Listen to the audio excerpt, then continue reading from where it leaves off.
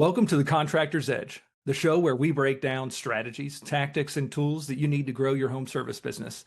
Whether you're in a truck or at the office, we're here to give you the edge that you need to win. I'm Mike Stiers. And I'm Anthony Brown.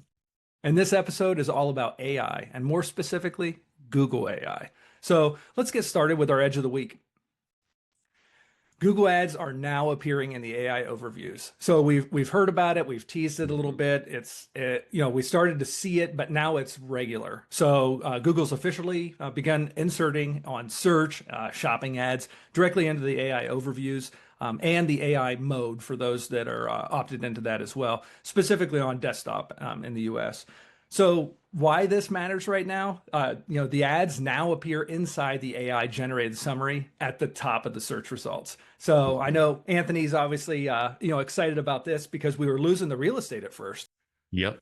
So it's actually been funny how transient that top result has been for a while. Over the years, you've kind of seen this battle with Google where organic used to get some placement up there. It was really random. It's like, why is organic getting top placement above ads? They usually are doing that to experiment with something, see how much market share of the search gets eaten up based on which version of the result that they're giving. They have, turned the pendulum in the direction of AI for now, but it is unique to different types of searches. So it depends on the way that someone's searching, what type of terminology they're using, and then Google will categorize that as an informational or inquisitive type search, a commercial or transactional type search, and based on that categorization, it will then determine which version of the results you get for the format. So do I get paid ads first? Do I get LSAs first? Or do I get AI? Yeah, and we know our listeners are obviously seeing this. So the funniest part about all of this is that it's not all of your campaigns are going to show. You've got to be using Performance Max, or if you're using standard search campaigns, you've got to have broad match keywords. So thank you, Google. You always have a great way of ensuring that there isn't complete control within our hands. So obviously we always appreciate that at the agency. Yep. They want to rule the kingdom and call themselves king, and they are implementing that control even further now. So part of this is always they make all their money off of their advertising. Part of this is to push advertisers in the direction of using those products of their advertising. So that Performance Max and broad search allows them to eat up your budgets, and that makes their pockets happy. So be on the lookout for that. Yep, no doubt. And the final note on this piece is that the attribution itself, no surprise. Obviously, this is typical when Google rolls out something new. All of the attribution tracking's not in place. So right now, what people are coming back and saying is we're looking in our analytics or our tracking tools, and we're finding that any of this AI origin traffic that we should be seeing coming through, it's actually being reported as direct or unknown, which is okay, absolutely useless for us because now if there's high dwell time, a lot of pages that people are visiting, obviously the goal right now is to create the content that appears in those AI overviews so that you can capture that traffic and run them through your own funnel. But at this point, we know, for contractors listening, the reason why this is important is because this is for top of the funnel searches. If you can squeeze in there organically, that's the key. At this point, we're not necessarily recommending that you try to pay to get up in there because this top funnel traffic, it's very expensive to play in there, and it doesn't typically, convert over to leads. Yeah, and just to emphasize that is the most costly keywords a lot of the time in a particular campaign. Think of what service that you offer. Are you a plumber? Because of Performance Max and because of broad match keywords, you don't have control over the intent of the search when you're using those products. And because of that, anybody, any of your competitors, everyone that's in that auction that has those things turned on are running up the auctions. Those bids get higher and higher for those terms because everything gets pulled into it. Yeah, no, it's well said. I'm going to be really excited when, we get to do an episode of the Contractor's Edge and Google is not the focus. So, but I mean, unfortunately, Google's carrying us over into, our main portion of the show today. And I have to thank a friend of mine, Jay Wells. He's the owner of American Standard Foundation Repair, also the current president of the National Foundation Repair Association. Great guy. And, we've been spending a lot of time, talking. I, had written a blog for our agency, just really trying to educate, our clients as well as others, in the home service industry on how the AI overviews are going to affect things. And, Hmm. obviously I put that out. We shared it on LinkedIn, and Jay messaged me and was just like, "Hey, I'm really concerned about this. How do you think the AI overviews are actually going to affect my ads? Are we going to get clicks?" And I immediately got back to him and kind of let him know. And I'm thinking, well, Anthony, I think that we should talk about this because he's not the Hmm. first one that asked me about that. And a lot of the contractors don't know because they're not spending a lot of Hmm. time on Google. They're not searching this different stuff. They're running a business, and so it's up to us, I think, to really educate these individuals and hopefully help their marketing departments or marketing managers that are working with them, and even other agencies that are listening as well. If we're all adapting to this, I think it can be very positive. Yeah. So, I'm going to let you kind of like unpack, these AI queries, if you will. Yeah. So I want to unpack this a little bit more for us. And it tied on to what Mike was saying before is that AI queries are mostly top to middle funnel, like really mostly top funnel, right? Think of searches like best crawl space repair method, right? That's inquisitive. You're trying to educate yourself. You're after a key bit of information, right? You're not trying to transact. You're not trying to convert. That's what we call top of funnel. Another example would be what roof type is best. That could be top or middle funnel, really. And then when should I be worried about the crack in my basement wall, right? So these are people asking questions. They're trying to understand something more. And that is really where the triggers are set currently, because Google's changing everything every day. That is Yeah. currently how the triggers are set in order for that AI overview to show up. You can do this exercise yourself at home.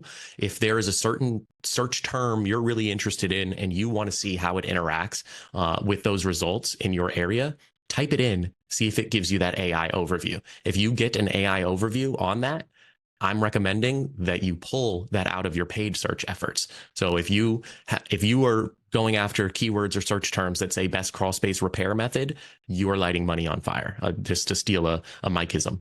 I heard that. I heard you throw that. And I appreciate Anthony. Though for the listeners, this is something that is incredibly common. So the highest volume searches are what we call top of funnel. So these are really like educational. They're so early in essentially even researching because a homeowner doesn't necessarily know that they're at a point where they need you. And Hmm.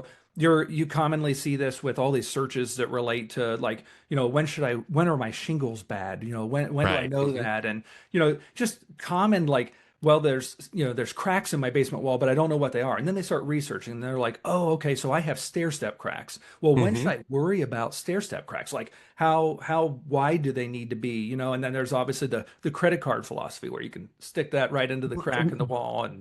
But There are ways to leverage that though. Like when oh when yeah. I think of these searches, I can see the person watching this podcast right now going, "But these people are interested." And it's like, "Yes, they are. Yes, they are. How do you leverage that? Make an audience out of it. Yep. These are people interested in these things. Now you can bid up or down based on that audience if that person does make it down the funnel and uses the like bottom funnel keywords. If they come back in and type in, foundation contractors near me, but you have an audience created from that interest of them doing all of this research, you now can bid up on them and you're more likely to get that conversion. But you didn't waste it while they were still like, kind of feeling it out, still learning. Yeah. It's that research phase, Hmm.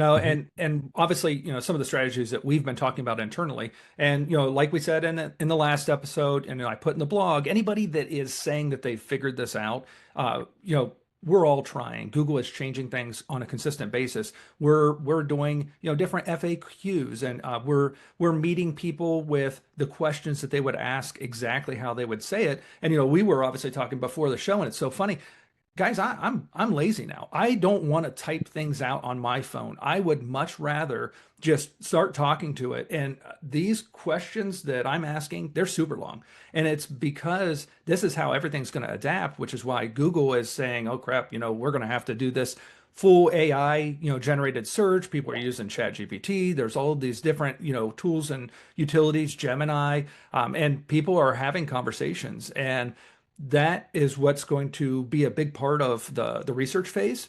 And as Mhm. they work their way down the funnel, then they're starting to get a little bit more into like, well, how much is this repair going to cost? Mhm. How much is a new roof? How much is crawl space encapsulation? Well, guess what they're doing there?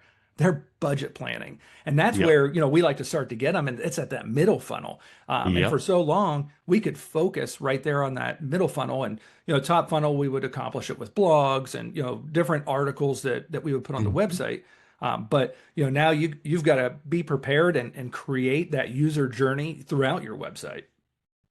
Exactly. Um, so just to wrap up, so we don't spend too much time on this, because we're still going to keep talking about AI and we're going to Yeah. still keep talking about Google. So the best crawl space repair method, the what roof type is the best, the when should I be worried about a crack appearing, on my foundation walls. These are not decision ready queries. They are top of funnel research. If you want to leverage those, look to make an audience off of people showing interests in these things. And when they make it down the funnel, then you can bid up on them. You can convert. You can get that opportunity. Yeah, I Um, mean, we always say, like, when we're talking about intent based, and if you've spent much time around Anthony and I, you're going to hear us always talk about that. It's really we look at the funnel, and so bottom funnel is when somebody is, they're literally searching to hire. They want to find, mhm. a foundation repair contractor or a roofing company near them, and I mean, at that point, you've got ample opportunity to convert. You just need to be present, in the paid ads, or organically listed high enough to get that opportunity. Yes, think about those small nuances in the difference of the full search query. So Mhm. best remodeling companies could be middle or top funnel, could be bottom, right? It's kind of ambiguous there.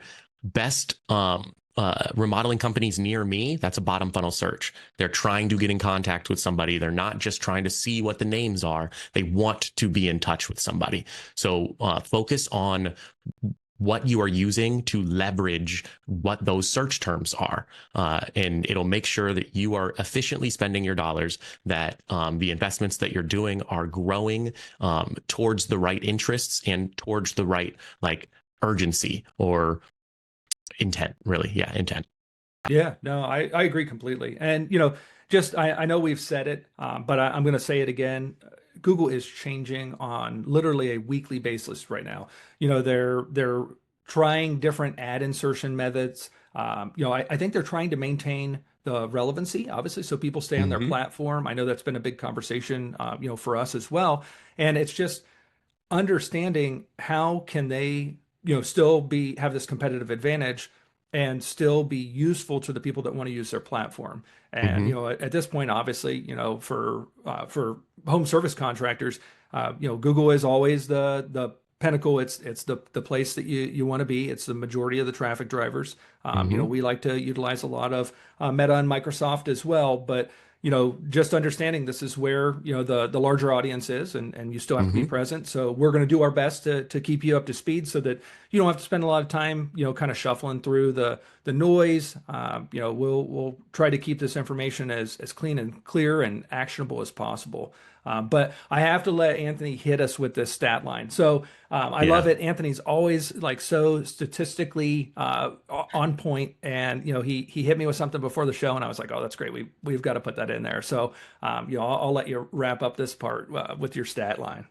Yeah, so I follow especially the advertising like giants pretty closely. You had Meta and Microsoft like who announced their revenues. They had their what do you call it? Like their Annual Q2, reports. yeah, the annual report, something like that. It came out like a week, 2 weeks ago, something like that. And Google had theirs as well. And when that happens, they show you what different channels their revenue comes from. Like Google is a huge company, right? They sell cell phones and cell phone plans. They sell tablets. They've got, Google Pixel like earbuds and stuff like that. 77.8% of all of Google's revenue comes from their advertising. This is what means everything to Google. And that is why when you think of the larger picture, the zoom out, the macro, and you're looking at why is Google doing this, that, or the other, assume it's to generate more ad revenue. Assume every time it's to generate more ad revenue. There used to be this balance before ads was so instrumental to their business where they really wanted the best search result. That was their number one thing, because what they wanted is market share. They wanted everyone to search on Google because that's where they find what they're looking for. That has become less and less the priority. Obviously, it still is a priority, but more than anything, it's making sure that their ad revenue is growing. So that is why they are looking for ways to incorporate AI to get you as an advertiser, as a business that's spending on their platform, to spend more. That's that performance max. That's the top funnel leading into your SEM or search engine marketing. Yeah, and they're not going to pull away from this advertising side of things. I mean, just thinking about how much money is generated for Google. So when their ad problems happen, they immediately jump in and swiftly work to restore those issues. So knowing that their priority obviously is to have all of these different ad types, functioning. I mean, obviously, they've been very clear with everyone that YouTube's going to be a big focus for them, over the next rolling 12 months. So, it's another thing that we're going to be talking about in future episodes, which is, not just the content, creating relevant content on that platform, but also, running ads, on that platform, and being relevant to the people that are searching there as well, because they're in a journey, and you've got to meet them where they're at, and then when they're ready to make a decision, that's when your ad pops. So, yep. All right. So I want to go into our pro tip of the week. Mike got to do the edge. So my pro tip of the week is optimize your strategy to take advantage of AI. So make sure your strategies align between SEO and SEM. For those that are not acronym there was a really good word there, aficionados. Search engine optimization is what you call SEO. That is organic search results. I like to include the map pack. So, those Google business listings, and it just shows you all the people around your area. I do consider that in SEO. Some people call that local SEO.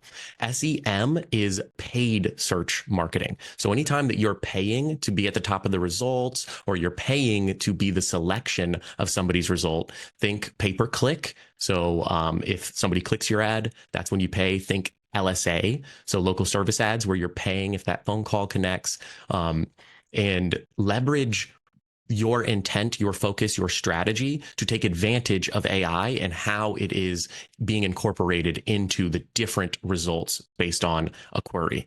So here's what to do. Top and middle funnel inquiries is where your SEO should shine. Those people who are doing a lot of research, don't go light on it. SEO is great. And it's something that builds investment over time. I like to say you're not paying at the counter for this. So think buying candy, right? But you are instead growing vegetables at your house, right? So it takes a little bit longer, but in the long run, it's more cost efficient for you, and it's going to produce a lot for you, your family, whatever that need is there. Focus on blogs, those inquisitive search terms that we were talking about. How much does this cost? Build a blog around that. What are 5 important things? Focus on those things, educate people, focus on those people who are doing research and meet them there with SEO. Do not pay for those inquiries because they will be too expensive. At the counter, don't buy that candy, essentially. But bottom funnel high intent inquiries is where you should focus your SEM. So when people are ready to like reach out and hire the contractor, that is when you want to put your dollars on that table, right? So when they say foundation repair contractors near me, remodelers in my area, Columbus plumbing company, you know, things like that, that is where you want your dollars to go out to make it like, you know, push yourself to the top of that result and snatch up that opportunity. It is the low hanging fruit that is ready for somebody to come out and give them an estimate. So that is where you want to focus your SEM or your paid search efforts.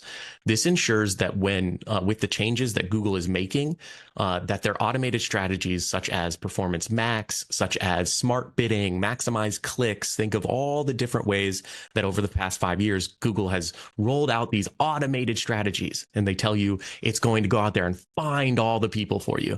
It will find all the people, but it is not factoring in where in the customer cycle they are, in that purchase cycle that they are in that funnel, right? So if you do not separate this and focus on the purpose of your strategy and you are running those automated strategies, it will eat up your budget. You'll notice you'll probably get tons of conversions. You'll get tons of clicks. It'll look really pretty in your dashboard, but you talk to your call center, you talk to the owner of the business, you talk to your foreman or your sales manager, you're going to have less appointments. You're going to have less sales. These people will be lower intent. And because of that, you know, everything downstream will be affected. Enable first-party tracking tools like CallRail or WhatConverts.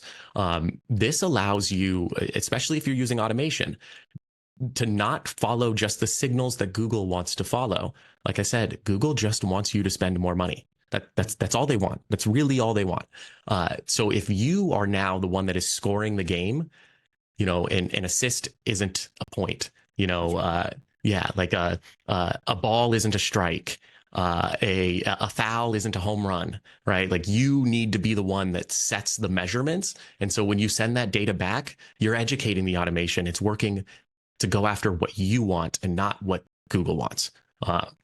And then your SEO should focus on the long tail, inquisitive search terms and keywords. So think of the examples Mike and I were bringing up earlier. The ones that are question marks, you can tell they're a lot longer.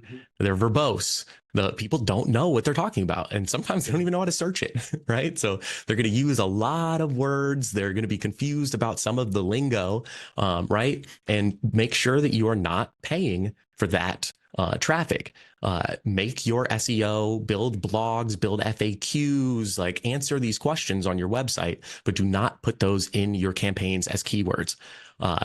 Now, in the reverse, your paid efforts, your SEM, should focus on short tail, high intent search terms and keywords. So contractors near me, you know, it's very short. Plumbers near me, roofers near me, roofing companies.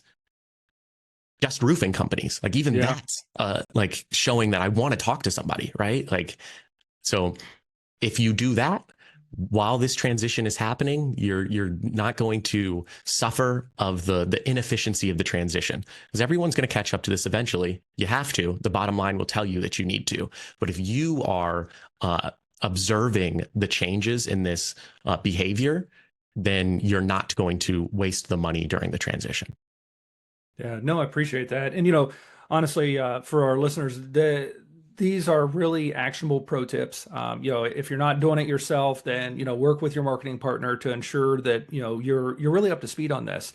And, you know, the information that Anthony just provided, it really is actionable. You know, you can begin by creating content. There are tools, you know, we use SEMrush among many tools that can help you to see what the volume, you know, of these searches are. And it's funny because as you go through the funnel, what we've found just from looking at this information transparently is that the top of funnel is typically, you know, a lot longer. The query is so long, kind of like what Anthony was alluding to. And then as you get to the bottom of the funnel, it's as simple as like, now they're ready to make a decision. You know, I need a basement repair company near me and you know, a roofing company in Columbus. Like these things are so short and so impactful with intent. And that's one reason why Google keeps coming to the forefront and saying, we're not taking away keywords, you know, in Google Ads. We understand that works. However, we're trying to find a newer and potentially smarter way because Google knows with their AI and automation, Mm-hmm. they know the individual. They know Mm-hmm. what they've been searching. They know what websites they've been on. And, when we're doing keyword matches, we don't necessarily know, but because we play so low in the funnel, we know that the intent is there to convert, and Mm-hmm. that's where we're trying to capture them. So I'm kind of excited, honestly, about the AI overviews, the way that it's being implemented into search. I'm excited to see the continued evolution because if it makes it easier for the homeowner to get educated because they don't know. And so what these things are doing is it's really giving them information. It's prompting them to continue going down a specific funnel and really kind of educating them to the point where they feel confident enough to then start talking to companies because it's Mm-hmm. scary having somebody out. And I know obviously living all my years with the basement doctor, I forget about how scary it is for a homeowner to call somebody Scary is the out right because, term too. yeah, because the basement's flooded, or like working with our roofing guys, yeah, like I don't know, I don't want to call the roofing company because I think my roof's fine, but it doesn't look fine. When do I get a roofing company to come out?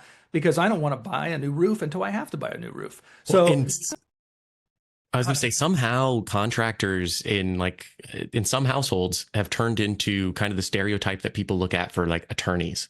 And it's like you yeah. fear them, that they're trying to get one over on you, that they're trying to like increase the cost or just make money off of you, that you don't really need this, right? Like you have to fight back um uh that impression as Mhm. well. So like, and that is how you're going to be able to do it. People do not want to bring contractors out, so you have to earn the trust, and make sure that you aren't getting ahead of the game to where it feels like you're fishing. You know what I mean?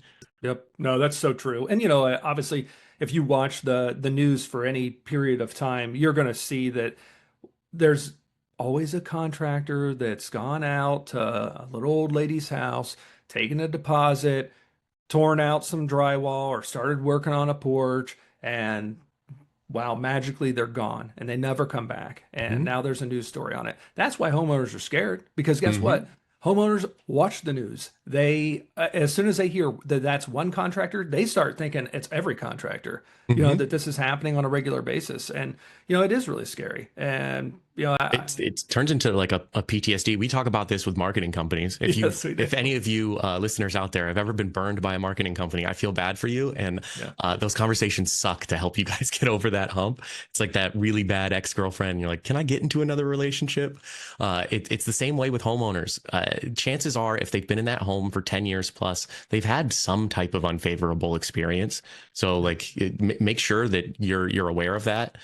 Don't try not to step on anybody's toes. Be very conscientious and honest about why you're there and why they need you, and that will make business come. So Yeah, no, I appreciate it. Well, Anthony, I'm hoping that our listeners, have some takeaways, from this podcast. And, we always encourage you, feel free to reach out to us. I know we didn't talk about it in episode one. Obviously, we're not like professional podcasters and we kind of well, chuckled about it. you got to upgrade, right? Like I Yep. grew a few inches I know. here, It's, and it's like look at us. We're even now. I've got this microphone here. Hopefully, I don't sound like I'm in a tin box. It's funny, but yeah, I mean, we've got some feedback. We obviously appreciate it. But if you want to reach out to Anthony and I, connect with us on LinkedIn. Feel free to send us a message. Ask us any questions that you have. If there's topics that you think you want us to cover, feel free to ask us. We're really excited to continue to evolve the show and get some of our guests on, some industry experts, some different platforms and systems that we think will be really helpful to business owners. So with that, thanks for listening to the Contractor's Edge. And if you got value out of today, do us a favor. And this is intentional, please. Like, rate, follow, and subscribe to the show on YouTube, Spotify, Apple Podcasts, or anywhere that you're listening. So that wherever you can find it. we were laughing. We're like, where is this thing getting published? I don't know. So feel free, please. Just follow us, give us feedback, give us reviews, because that's what's going to keep us, bringing you the tips, tools, and tactics that's going to give you an edge to grow your business. With that, Anthony, we're out. We're out. Bye, guys.